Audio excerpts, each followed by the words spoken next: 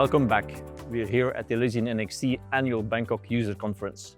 This morning we've had some really insightful sessions around Basel III reform and what's coming next with climate stress testing.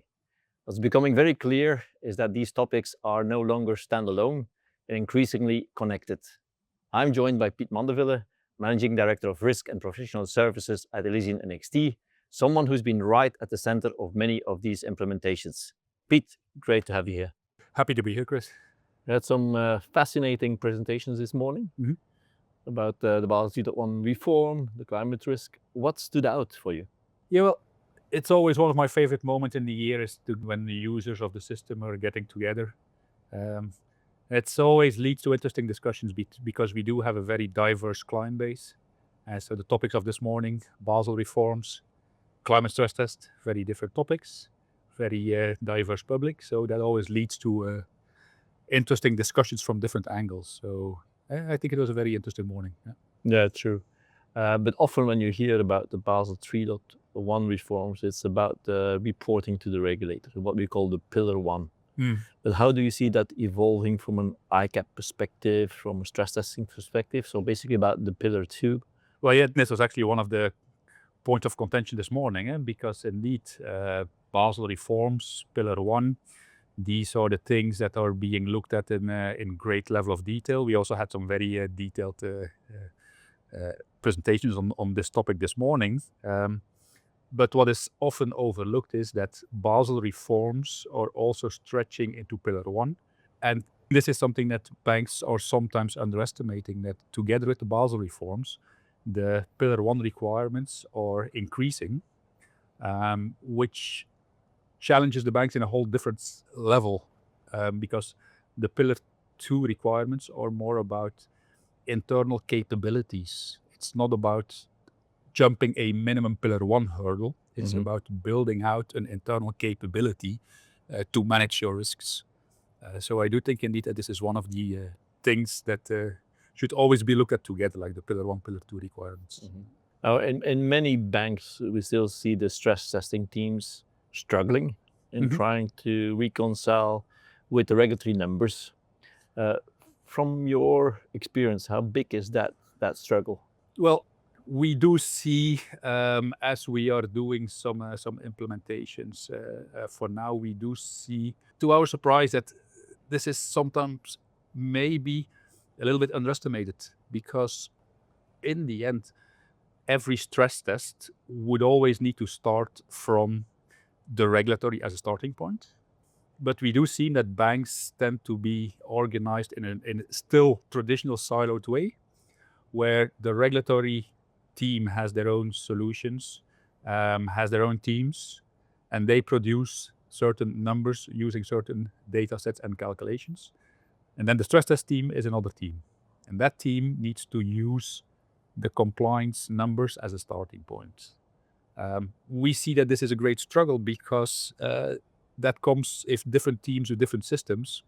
The challenges there are that the stress test team needs to reconcile the data. Two different data sets. It's already a reconciliation problem on the data level. Second challenge is in order to use a stress test to have outcomes of a stress test that you can explain the impact of the stress itself, you need to make sure that you are running on the same logic as your normal ECL RWA calculations in your production systems. So you don't only have the data challenge, a reconciliation challenge, you also have the challenge of you need to be able to replicate any logic that is produced by the compliance and production systems. Now, there you see almost like you need to look at these two things hand in hand, because on the one hand side, we're talking about Basel reforms. On the other hand, we talk about stress testing.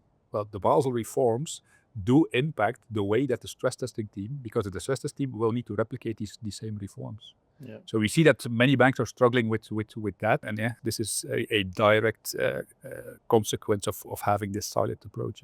Yeah. So stress test teams always have to catch up and try to duplicate what's already done on the reg side. I think. Yeah. Now, if you look at the Basel 3.1 reforms, banks have multiple ways in addressing those. You can, of course, extend their existing, probably 25-year-old legacy systems to address those. Yeah. or they can go for an in-house build, or they can go for an integrated platform approach. Now, in your view, what's the best way forward? The answer here is maybe a little bit pragmatic, in that sense that based on the previous story, that the starting point of your stress test, and for example, any ICAP or even climate stress test would be your regulatory data set and the regulatory logic. The theoretical answer is that should eventually run on the same platform, because it makes sense to first run your T0 calculations. Once you're happy with those, then you basically run on that same data with the same calculators. You're running your stress scenarios so that you can exactly identify the impact of your macroeconomic stress, of your geopolitical stress, and so on, of your climate stress, rather than convoluting your results with partly due to stress assumptions, partly due to data differences, for example. So the answer is, in the long run, you would want to have these things integrated. Now, the pragmatic answer here is that we also see that given these are different teams, it's very rare that banks would engage into a big bang approach to say, okay, we are going to now strategically replace the compliance systems and do all the ICAP and Pillar 2 reporting from the same system, and at the same time do the climate stress test. We see that these are different initiatives. So I would say be pragmatic, in the sense that either you are looking at the Basel III reforms to say, okay, I want to have a new solution to do Basel III reforms. I would say that would be probably a first focus point. Don't forget the Pillar 2 and the climate stress tests that come on the back of that. So if you are anticipating of installing a new Basel solution for the Pillar 1 requirement, make sure that this solution will also be future-proof for adding on the stress testing, the ICAP reporting, and eventually also the climate stress testing. So you can also go the other way, that some of our clients are choosing that other way to say, we are not going to get rid of our Basel system, so we are going to use our current Basel system, but we are looking at buying a platform for stress testing purposes.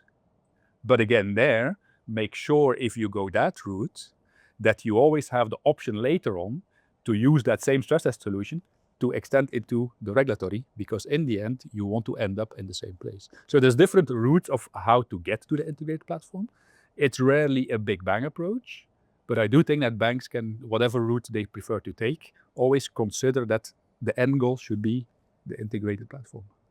Yeah, it's interesting that you mentioned those two different approaches. Now, we also heard a presentation of Koen Edison talking about, and you already mentioned it, climate risk as the mother of all stress tests. Yeah. So I think it adds just another layer of complexity to everything. What do you see the biggest challenge for banks? Well, banks are still very much in the model development stage across the board. Not all banks. Banks are in various stages of readiness. Many banks are still very much in the model development stage of how do we actually measure the impact of climate on our portfolios in the future. But of course, when we talk about the future of climate stress tests, transition risk is basically measured over a long horizon. So climate stress test comes with its own challenges. So many banks are in the model development stage for climate risk, but again, there, building out on the story from the previous question to say the Pillar 2 stress test ICAP and other credit stress test solutions start from T1. We just see the climate stress test as an additional use case of that same integrated platform, because in the end, the impact of climate is still assessed primarily on the same measures. What is your expected credit loss? What is your future capital requirement? And so on. So that still would have the same challenges as we discussed before. So I do see climate stress test as another use case for a same integrated stress test platform. So you're basically saying that the Basel you don't want reform and climate risk stress testing, that there's a lot of alignment between those two.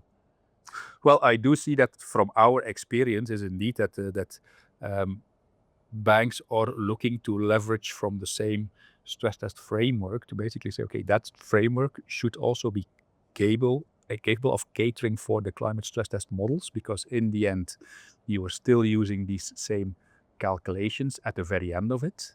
Your scenario modeling capabilities are different or very specific to climate risk. But this is just a scenario modeling framework. So make sure that your modeling framework extends or can be reused for these different use cases, of which climate stress test is one use case. Yeah, interesting. Well, you've been in Thailand quite some time now.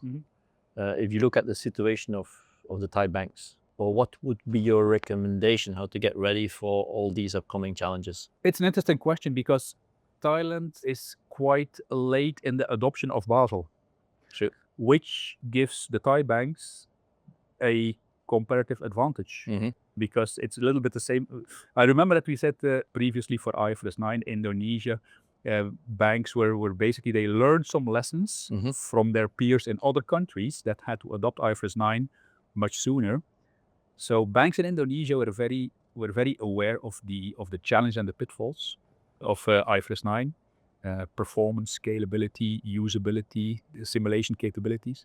These were things that the banks in Indonesia took into consideration by the time that they got to choose a solution for IFRS 9, just because these were lessons learned from their peers. So I do think that the Thai banks are now a little bit in that situation, because in the end, most countries have already adopted the Basel reforms.